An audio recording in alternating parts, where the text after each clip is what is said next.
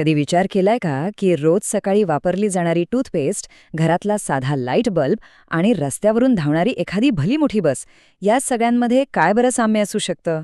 अगदी बरोबर ओळखलत. आजच्या या विश्लेषणात आपण याच रंजक प्रश्नाचं उत्तर शोधणार आहोत. आपल्या साध्याशा सकाळच्या दिनचर्येचा आणि भल्या मोठ्या यंत्रसामग्रीचा हा जो काही लपलेला संबंध आहे ना, तो आज आपण उलगडून बघणार आहोत. आता हेच बघा ना, टूथपेस्टची एक साधीशी ट्यूब घ्या. यात दडलेलं रहस्य खरंच थक्क करणारे आहे. आपले दात स्वच्छ करणारे सिलिका आणि फ्लोराईड सारखे घटक असोत किंवा पेस्टला तो पांढरा शुभ्र रंग देणारा टायटॅनियम ऑक्साईड असो, हे सगळं कुठून येतं माहितीये? हे सगळं थेट पृथ्वीच्या पोटातून खणून काढलं जातं. आणि हो, टूथपेस्टमध्ये जी थोडीशी चमक असते ना, ती मायका म्हणजेच अभ्रकामुळे असते आणि ते सुद्धा एक प्रकारचं खनिजच आहे. तर आजच्या या सत्रात आपण या लहानात लहान वाटणाऱ्या रोजच्या वस्तूंपासून ते आधुनिक मानवी जीवनाला चालना देणाऱ्या विशाल भूवैज्ञानिक साठ्यांपर्यंत एक मोठी झेप घेणार आहोत.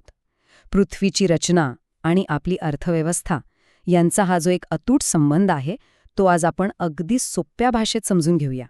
चला तर मग आज आपण काय काय पाहणार आहोत ते थोडक्यात पाहूया. आपण सुरुवात करूया दैनंदिन जीवनातील खनिजांपासून. त्यानंतर खनिजांची व्याख्या आणि त्यांची निर्मिती कशी होते हे समजून घेऊ. पुढे आपण फेरस म्हणजेच लोहयुक्त खनिजे, नॉन फेरस खनिजे आणि अत्यंत आवश्यक अशा अधातू खनिजांच्या जगात डोकावू. आपल्या बाथरूममधल्या सिंकपासून ते जागतिक औद्योगिक पुरवठा साखळीपर्यंतचा हा प्रवास नक्कीच रंजक असणार आहे. सुरुवात करूया आपल्या आजूबाजूला असलेल्या एका छुप्या पायापासून. म्हणजे बघा, एक छोटीशी टाचणी असो वा आकाशाला भिडणारी गगनचुंबी इमारत, या सगळ्या गोष्टी खनिजांवरच उभ्या आहेत. अगदी आपण रोज चालतो ते डांबरी रस्ते आणि रेल्वेचे रूळसुद्धा या खनिजांशिवाय अस्तित्वातच येऊ शकत नाहीत.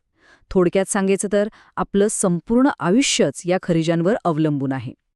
पण एक गंमत सांगू, सर्वात आश्चर्यकारक गोष्ट म्हणजे आपण जे अन्न खातो ना, त्यात खनिजांचं प्रमाण आपल्या एकूण पोषक घटकांच्या फक्त 0.3% असतं. होय, फक्त 0.3%. पण हीच 0.3% खनिजे इतकी ताकदवान असतात की जर ती नसती तर आपण अन्नातल्या उरलेल्या 99.7% घटकांचा वापरच करू शकलो नसतो. विचार करा, हे प्रमाण कितीही कमी असलं तरी त्याचं आपल्या शरीरातील महत्त्व किती मोठं आहे. आपल्या शरीराबद्दल तर आपण पाहिलं, आता आपण थेट पृथ्वीकडे वळूया. या अत्यंत आवश्यक असल्या बिल्डिंग ब्लॉक्सची भूवैज्ञानिक नेमकी काय व्याख्या करतात हे समजून घेणं खूप गरजेचं आहे. तज्ज्ञांच्या भाषेत सांगायचं तर खनिज म्हणजे निसर्गात नैसर्गिकरित्या आढळणारा असा एकसंध पदार्थ, ज्याची एक विशिष्ट आणि निश्चित अशी अंतर्गत रचना असते. आता ही व्याख्या जरा तांत्रिक वाटेल, पण यातूनच हे स्पष्ट होतं की निसर्गात खनिजे इतक्या विविध रूपात का मिळतात.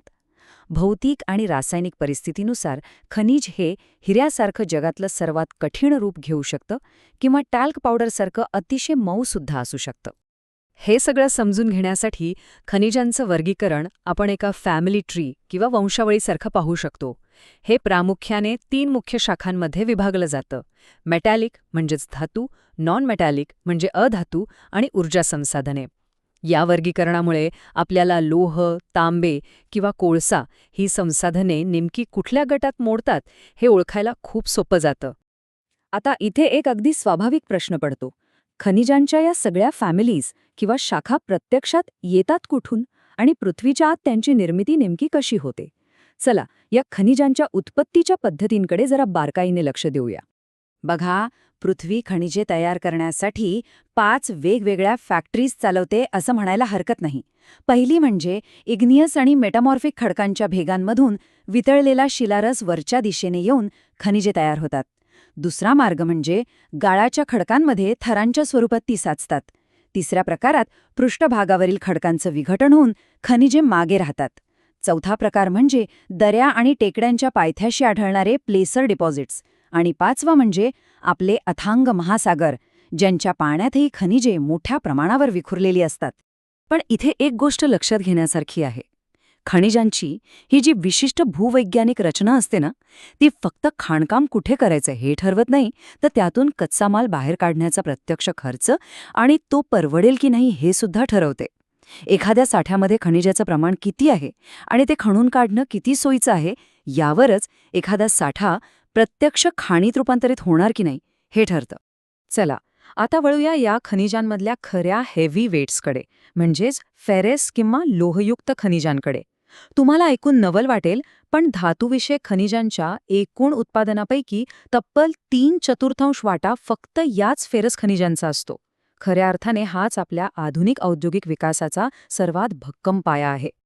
यात मॅग्नेटाईट आणि हेमेटाईट ह्या 2 प्रकारांची तुलना करणं खरोखरच खूप रंजक आहे. मॅग्नेटाईट हा अगदी सर्वोच्च दर्जाचा प्रकार.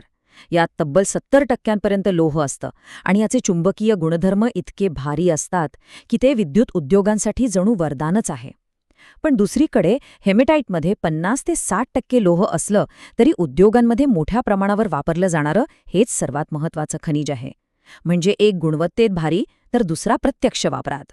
आणि आपल्या भारतात हे अवाढव्य साठे काही अगदी विलक्षण अशा भौगोलिक रचनांमध्ये लपलेले आहेत. हे मुख्य पट्टे ओडिसा, झारखंड, दुर्ग, बस्तर, चंद्रपूर, कर्नाटक आणि महाराष्ट्र, गोवा या भागांमध्ये पसरलेले आहेत. आता छत्तीसगडमधल्या बैलाडीला टेकड्यांचंच उदाहरण घ्या ना. या टेकड्यांचा आकार हुबेहूब एखाद्या बैलाच्या वशिंडासारखा दिसतो आणि म्हणूनच त्यांना ते नाव पडलंय. इथे अतिशय उच्च दर्जाचं लोहखनिज सापडतं. पण ह्या सगळ्यातील सर्वात अचंबित करणारा आकडा कोणता असेल तर तो म्हणजे 97%.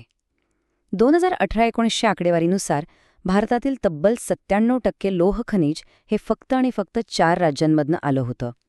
ओडिशा, छत्तीसगड, कर्नाटक आणि झारखंड. यावरून तुमच्या लक्षात येईल की हे संसाधन किती प्रचंड प्रमाणावर एकाच जागी केंद्रित झालेलं आहे. लोहाबद्दल भरपूर माहिती घेतली. आता आपण नॉन फेरस म्हणजेच लोह नसलेल्या खनिजांच्या श्रेणीकडे वळूया. या खनिजांचं वजन जरी हलकं असलं तरी ती उद्योगांसाठी तितकीच अत्यावश्यक आहेत. तांबे, शिसे, जस्त, बॉक्साईट आणि साहजिकच सर्वांचं लाडकं सोनं यांसारख्या महत्त्वपूर्ण घटकांचा यात समावेश होतो. इथे एका राज्याचं भौगोलिक वर्चस्व किती प्रचंड आहे ते आपल्याला दिसून येतं. देशातल्या एकूण बॉक्साईट उत्पादनापैकी तब्बल 65% उत्पादन एकाच राज्यातून येतं आणि ते राज्य म्हणजे ओडिशा. उरलेल्या उत्पादनात मग झारखंड, गुजरात आणि छत्तीसगड यांचा छोटा छोटा वाटा आहे. आहे की नाही गंमत? पण हा बॉक्साईट इतका महत्त्वाचा का आहे बरं? कारण बॉक्साईट हा असा मातीसारखा दिसणारा पदार्थ आहे ज्यातून आपल्याला ॲल्युमिनियम मिळतं. ॲल्युमिनियम म्हणजे खरंच एक जादुई धातू आहे. यात लोहासारखी भक्कम ताकदही असते आणि त्याचबरोबर अतिशय हलकेपणाही असतो. शिवाय यातून वीज अतिशय उत्तमरित्या वाहते आणि त्याला हवा तसा आकारही देता येतो. म्हणूनच हा धातू इतका स्पेशल आहे. आता आपल्या प्रवासाच्या शेवटच्या टप्प्याकडे येऊया. अधातू खनिजे. यात आपण अशा एका पदार्थावर लक्ष केंद्रित करणार आहोत ज्याची रचना पृथ्वीवरच्या सर्वात अद्वितीय रचनांपैकी एक आहे. तो पदार्थ म्हणजे मायका, ज्याला आपण अभ्रक असंही म्हणतो. या मायकाची रचना अगदी पानांसारखी असते आणि तो इतक्या बारीक पातळ थरांमध्ये विभागला जाऊ शकतो की केवळ काही सेंटीमीटरच्या जाडीत त्याचे चक्क हजारो थर सहज सामावू शकतात. शिवाय तो पारदर्शक, काळा, हिरवा, लाल, पिवळा किंवा अगदी तपकिरी रंगाचा सुद्धा असू शकतो. आता हा मायका दिसायला जरी नाजूक असला तरी प्रत्यक्षात तो खूप ताकदवान असतो. तो अत्यंत उच्च दाबाचा सामना करू शकतो आणि एक उत्तम इन्सुलेटर म्हणून काम करतो. त्याच्या याच भन्नाट वैशिष्ट्यांमुळे विजेचा कमीत कमी ऱ्हास करणारा मायका आजच्या आधुनिक इलेक्ट्रॉनिक आणि इलेक्ट्रिकल उद्योगाचा जणू एक पाठीचा कणाच बनला आहे. मात्र निसर्गाचे हे मौल्यवान बिल्डिंग ब्लॉक्स बाहेर काढणं काही सोपं काम नाही आणि त्यासोबत एक खूप मोठी जबाबदारीही येते. म्हणूनच या खाणकामावर कडक सरकारी देखरेख असते. उदाहरण द्यायचं तर मेघालयातील रॅट होल मायनिंगसारख्या अत्यंत धोकादायक आणि अशास्त्रीय पद्धतींबद्दल सांगता येईल. नॅशनल ग्रीन ट्रिब्युनलने अशा बेकायदेशीर खाणकामांवर कडक बंदी घातली आहे आणि पर्यावरणाची हानी टाळण्यासाठी त्या तत्काळ थांबवण्याचे आदेश दिले आहेत. तर आजच्या ह्या माहितीपूर्ण सत्राचा शेवट आपण एका अत्यंत महत्त्वाच्या प्रश्नाने करणार आहोत. ह्या खनिजांच्या उत्खननाची खरी पर्यावरणीय आणि सामाजिक किंमत लक्षात घेता आपल्या दैनंदिन जीवनातील खनिजांवरील वाढतं अवलंबित्व आणि आपल्या पृथ्वीचं आरोग्य ह्या दोन्हीमध्ये आपण नेमका कसा समतोल साधणार आहोत, हा असा प्रश्न आहे ज्यावर आपल्या सर्वांना गांभीर्याने विचार करणं गरजेचं आहे. आज या प्रवासात सहभागी झाल्याबद्दल खूप खूप धन्यवाद.